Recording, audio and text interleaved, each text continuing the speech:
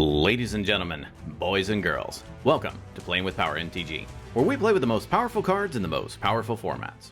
Tonight's game comes from when we streamed with our patrons. We asked our patrons to come on to our live stream and play with us, and we all had a great time. We will be doing more streams with patrons in the upcoming months, so be sure to sign up to Patreon and come hang out and play games. Now, let's start out by showcasing our fighters this evening. First, we have Ryan piloting Kalamax, the Stormsire. This deck leverages turns and disruption before trying to go off with the Underworld Breach combo. Ryan's opening hand contains a Dramatic Reversal, Mana Crypt, Mana Confluence, Twinning Staff, Carpet of Flowers, Elvish Mystic, and Talisman of Creativity. Next, we have Mike piloting Najeela, the Blade Blossom. This deck is an adaptive deck that seeks to go infinite with Najeela and a number of infinite mana producers, and packs a ton of interaction.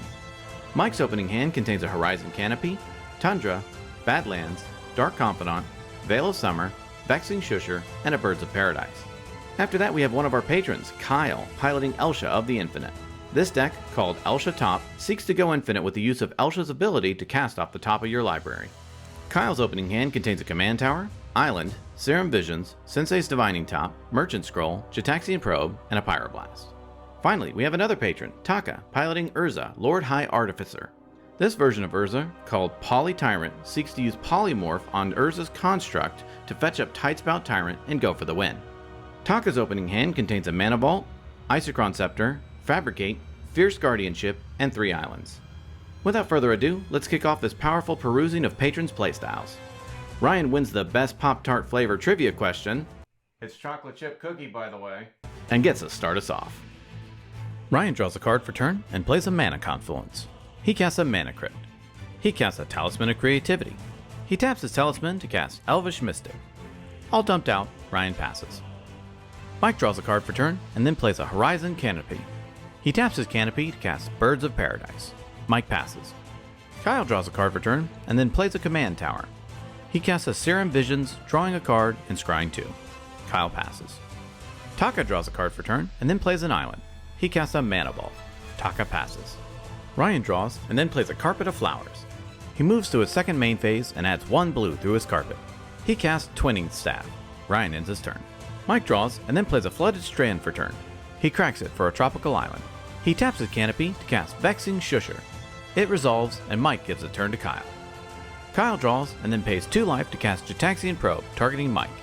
He looks at Mike's hand and draws a card. He plays an Island for turn. He casts a Talisman of Progress. All through, Kyle passes. Taka draws and then plays an Island for turn. He casts his commander, Urza, Lord High Artificer. Urza resolves and Taka creates a Construct token. He casts Preordain, scrying 2 and drawing a card. He casts a Tormod's Crypt and gives the turn to Ryan. Ryan draws and in his first main phase he adds 2 blue through his Carpet of Flowers. He casts his commander, Kalamax, the Stormsire. In response, Kyle taps his Talisman to cast Brainstorm. He draws 3 and puts 2 back on top. Then Kalamax resolves. Ryan passes. Mike draws and then plays a Tundra for turn. He taps his Canopy to cast his commander, Najeela, the Blade Blossom. Mike ends his turn. Kyle draws and then plays a Volcanic Island for turn. He casts Fabricate. Fabricate resolves and Kyle fetches up a Mana Crypt into his hand. He casts Mana Crypt. He casts a Grim Monolith. All through, Kyle gives the turn to Taka. During his draw step, Taka takes the damage from his Mana Ball. He plays a Polluted Delta for turn. He also casts a Fabricate. He fetches up an Aether Spellbomb into his hand. He cracks his Polluted Delta for an Island. He casts Aether Spellbomb. All through, Taka passes. Ryan draws and then moves to combat. In response, Taka sacks Aether Spellbomb, bouncing Ryan's Kalamax. Ryan moves to his second main phase and adds 3 blue through his carpet. He floats mana and taps his Talisman to cast Dramatic Reversal, untapping his non-land permanents. He taps his Mana Confluence and casts Temporal Mastery. He holds priority and casts Twin Cast, targeting his own Temporal Mastery. In response, Kyle casts Pyroblast, targeting Temporal Mastery. Temporal Mastery is countered and Twin Cast fizzles. Ryan follows up with a Sensei's Divining Top and passes the turn to Mike. Mike draws and then plays a Badlands for turn. He moves to combat and attacks Ryan with Najeela and Vexing Shusher. Najeela triggers, creating a 1/1 warrior attacking Ryan. Ryan takes the hit, and in his second main phase, Mike casts Dark Confidant. Mike ends his turn. Kyle draws and then casts a Sensei's Divining Top. He activates top to look at the top 3 and rearranges. He plays an Island for turn. He casts a Merchant Scroll. Scroll resolves and Kyle fetches up an Intuition into his hand. He casts Intuition. It resolves and he fetches up a Savine's Reclamation, Underworld Breach, and Lion's Eye Diamond. He lets Mike choose which card goes into his hand, and Mike chooses Lion's Eye Diamond. Kyle casts Lion's Eye Diamond. He cracks Lion's Eye Diamond, discarding his hand and adding 3 blue. He casts Savine's Reclamation from his graveyard, targeting Underworld Breach. In response, Taka casts Swan Song, targeting Reclamation. In response, Kyle spends his top to rearrange the top 3. He activates top, drawing a card and putting top on top. Then Kyle casts Pact of Negation, targeting Swan Song. In response, Mike activates Vexing Shusher to make Swan Song uncounterable. Shusher's ability resolves and then Pact of Negation resolves, but doesn't counter the spell because of Shusher. Then Swan Song resolves, countering Underworld Breach, giving Kyle a 2/2 bird. With nothing else he can do, Kyle ends his turn. During his draw step, Taka takes a damage from his mana ball. He plays a Cavern of Souls, naming Artificer. He activates Urza's ability, shuffling his library and revealing a Transmute artifact. He casts it, sacrificing Mana Vault and fetching up a Witching Well. It enters and Taka scries 2. Taka passes. Ryan draws, and in his first main phase, he has 3 blue through his carpet. He taps his Talisman to cast his commander, Kalamax. He spins his top to look at the top 3 and passes the turn to Mike. During his upkeep, Mike reveals a Druid's Repository through his Dark Confidant, which is a big problem for the rest of the table. Mike draws for turn and then plays a Taiga. He taps his Horizon Canopy to cast Druid's Repository. He moves to combat and Ryan responds by casting Pongify, targeting Mike's Najeela. In response, Mike casts Veil of Summer. In response, Taka casts Fierce Guardianship, targeting Veil of Summer. In response, Mike activates Vexing Shusher, targeting his own Veil of Summer. In response, in order to get Mike to spend his resources, Ryan pays 2 life and casts Mental Misstep, targeting Veil of Summer. In response, Mike activates Vexing Shusher again, targeting Veil again. With that, Shusher resolves, then Misstep resolves, doing nothing, then Veil resolves, Mike draws a card, then the rest of the stack resolves, and Pongify fizzles. Mike attacks Kyle with Najeela, Dark Confidant, Vexing Shusher, and a Warrior. Najeela triggers, creating 2 more Warriors. Druid's Repository triggers, gaining 4 charge counters, which isn't enough to go infinite. Kyle blocks the Shusher and takes the rest. In Mike's second main phase, he casts Trinosphere. Mike passes. During his upkeep, Kyle pays for his Pact of Negation. He draws a card, does nothing else, and passes the turn. Taka draws for turn and then activates Witching Well, sacrificing it and drawing 2 cards. He plays an island for turn. He then casts Steel Enchantment, which is a card that doesn't see enough play, targeting Mike's Druid's Repository. In response, Mike removes all counters from his repository, and then Taka gains control of it. He attacks Mike with Urza and his Construct. He adds 2 charge counters to Druid's Repository, and Mike takes the hit. Taka passes. During his upkeep, Ryan spins his top to rearrange the top 3. He draws his card for turn, does nothing else, and passes. During his upkeep, Mike reveals a Gaia's Cradle through Dark Confidant. He draws, and then plays a Gaia's Cradle for turn. He moves to combat, attacking Taka with everything, triggering Najeela and creating 4 Warriors. Taka takes it all, and in Mike's second main phase, he casts Enlightened Tutor. He fetches up a Rule of Law onto the top of his library. He casts Collector Oof. In response, Ryan spins his top to rearrange the top 3. He then flips his top, drawing a card. The Oof resolves. Then Mike sacks his Horizon Canopy, drawing a card. He then casts Rule of Law. All finished up, Mike passes.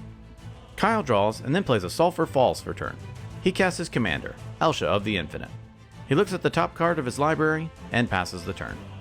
Taka draws and then casts a Trail of Evidence. He plays a Surprising Scary for turn and passes.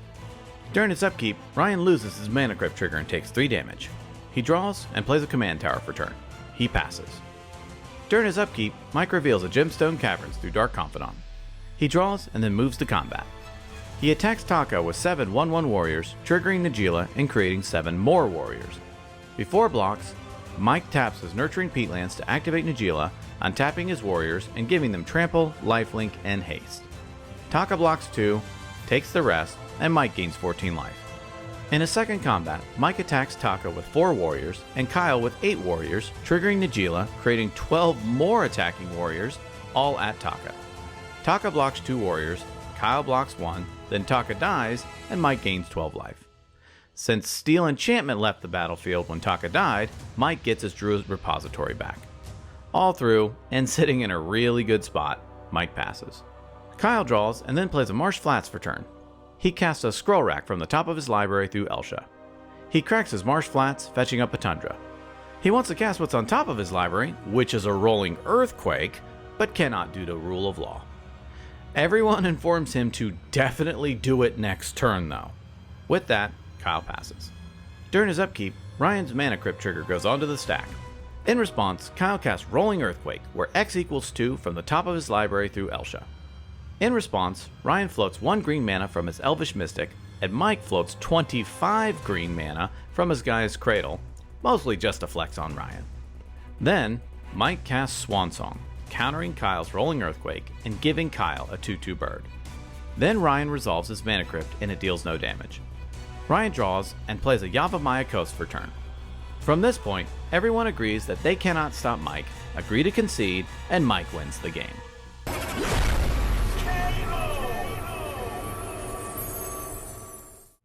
Ladies and gentlemen, what a great game from our patrons.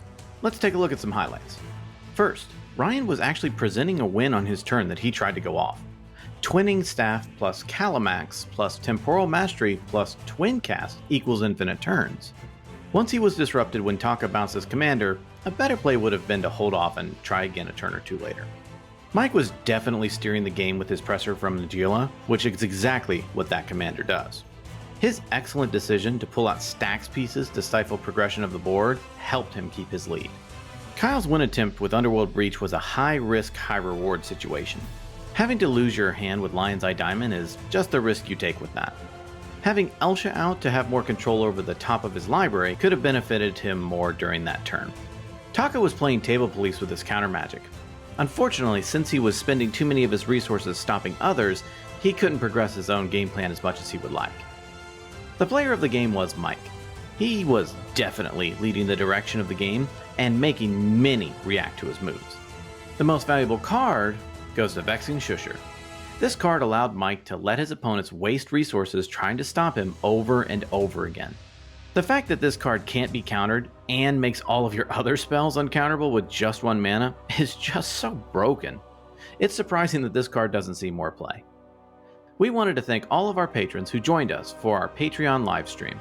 We will be having another Patreon livestream in the near future, so sign up to Patreon and join us for some games. There is a link in the description below, and you get so many more perks as well. Well, that about wraps it up for this episode. Tune in next time when we duke it out to see who will be king of the competitive EDH table. Thank you so much for watching, and we will see you next time.